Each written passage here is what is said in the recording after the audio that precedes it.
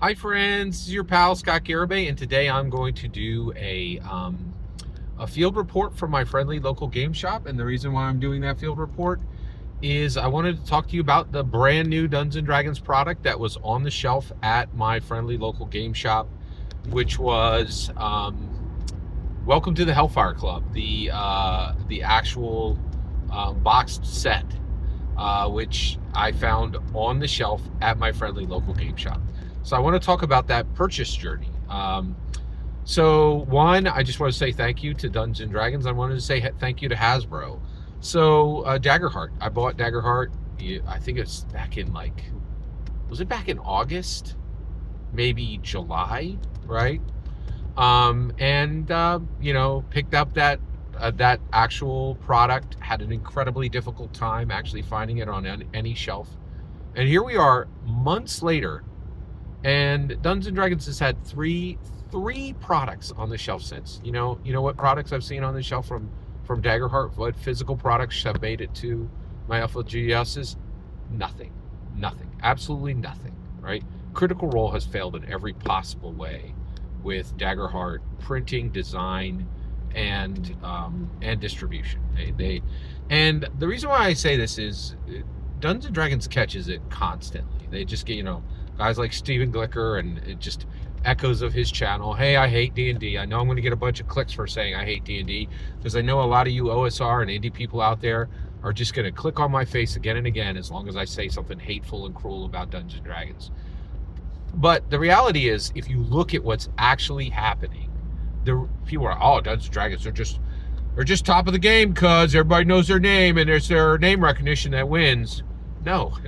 They deliver every 2 months real products to the shelves. They're there. You can buy them. It's real, right? And it's exciting and it's awesome. And it happened, and it just happened again. Nothing from Critical Role. Nothing, right? Like, that's what they're producing, right? If you're a fan of Daggerheart, what do you have looked forward to? Nothing I've seen, right? Like, it's not real. It's vapor. And in a world where vaporware is very much for sale, right? Like, and I think they're oh, hey, ignore the fact that we chose Dungeons and Dragons over Daggerheart. And Daggerheart still matters. We'd still love to have your money, for that, for whenever we could squeeze out another print. It's just, and I'm saying it, right? The D&D matters because it's real. They're doing the hard work to get product to the physical stores. And I cannot stress how important this is and how critical it is. And it means a lot to me. And actually, I was kind of emotional when I bought it today. Like, I went in, and my friendly local game shop, the one I go to, I go every Wednesday, right? I'm in the shop, and generally I go to the comic books first to get, the best pick of what's on the wall, the best variant covers, and I go there first, right? And it's a race. I feel this urgency, and then when I'm done with the comic shelves, I go right over to the tabletop role-playing game shelf. And I was a little disappointed. So I go over to the tabletop role-playing game shelf, and I don't see Welcome to Hellfire Club, even though that very morning, Teo Sabadia is like, it's on shelves. You can get it today, right? It's real, right? And I was like, oh, bummer, man. These guys are usually really good about having this stuff in stock, right? And so then I'm like, well, maybe they only had 1 or 2 copies and it's not in the TTRPG spot. And I'm going to go. And so I went over to the point of sale, like literally where the cash register is. And they put the hottest, freshest, coolest stuff there, right? And they didn't have it. I was like, oh, bummer, right? So I was like, oh, well, skip it. I've abandoned my search for Welcome to the Hellfire Club. I'll go over and get my comics for this week, right? I buy 1 or 2, maybe 3 comics on a Wednesday. I buy mostly number ones, and I rarely continue, but I love getting comic books. For Wednesday is comic book day every week, and it's exciting. I love it. It's really cool, right? So I make my way over, and I pass through the board game section, because that's how their store is structured, and they have everything. They have collectible card games. They have comic books. They have tabletop role-playing game. They have Warhammer, like a big section of Warhammer. And they have board games, right? So I'm going to the board games, and right there in the fresh, hot, new shelf for board games is Welcome to the Hellfire Club. Sealed, 3 copies, right? And so it's there, but it's not where I expected it. And I was like, that's fascinating. Why would they put this tabletop role-playing game Dungeons and Dragons starter set up on the shelves in the board game section? I can tell you why. Dungeons and Dragons is an infiltration master. It's a ninja, right? And increasingly, and you're like, well, that's not a board game. Well, guess what? It really, Dungeons and Dragons really, Dungeons and Dragons realizes that the vast majority of people in the world know they know the name Dungeons and Dragons, but they don't know what it is. We learned this from Dungeons and Dragons Honor Among Thieves. These, like, literally 1,000+ reviewers were like, hey, that board game has its own movie now. And you're like, it's not a board game. But this was put into the board game section. Why? Well, right now, Vast is a tabletop role-playing game starter set from the OSR and the indie side, right? But it really functions as a board game. And now one of the biggest things that's happening in board games are these cooperative games, right? Cooperative is a real thing in board games. It's had explosive growth. And so you're like, this starter set, they're gonna teach everybody how to play. They're gonna do it exactly the same way a board game does. They're going to